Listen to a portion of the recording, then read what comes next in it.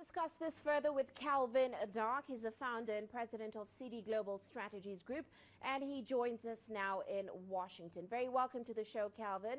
Now, we saw President Trump make waves at his last address at the UN General Assembly. This time around, he praised its diversity, the UN's diversity. At the same time, he pulled out of the United Nations Migration Pact. So, Calvin, what are your thoughts on the tone of his address this time around?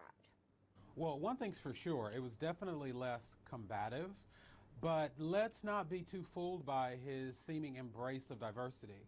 What I heard Donald Trump saying is that America, we're going to be America, and you do you, and good luck with that, which I think is unfortunate. I think he confused sovereignty with isolationism, and they don't have to go together. Well, it certainly seems like he did continue with the America First rhetoric we saw last year.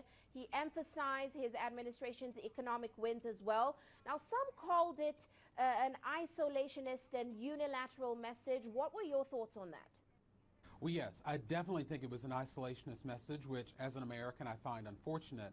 But I don't think it was really a surprise that President Trump used the current economic conditions in the United States to make the case that his first little over a year has been a success.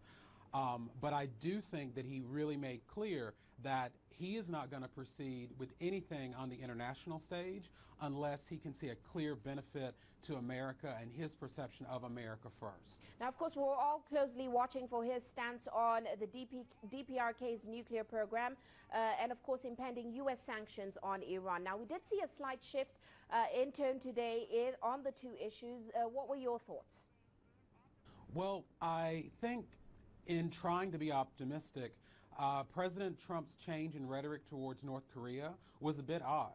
Think about it. Just a year ago, he was Rocket Man, Kim Jong-un, and the United States talked about destroying them in the event of an attack.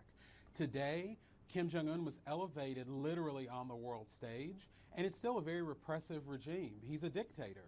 Yet, he got this recognition without having made any real steps toward denuclearization.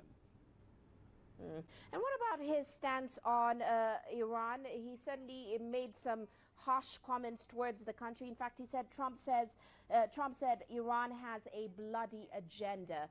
What exactly did you get from his stance this time around? Well, in his speech today, as well as comments made this past weekend by UN Ambassador Haley and Secretary Pompeo, he definitely has a campaign to win world support against Iran after he pulled out of the Iran nuclear deal. The problem with this is that right after his speech, European countries and other partners clear that they're going to proceed in a way because they believe that the deal still can work. So unlike other issues where the United States could get international support for its agenda, I don't think it's not going to be as easy with Iran. And I also don't think that him singling out Iran the way he did and then upholding, say, Saudi Arabia, which has its own human rights issues of its own, I don't think that sent a clear message of where the United States stands on key issues in the world like supporting terrorism and promoting human rights.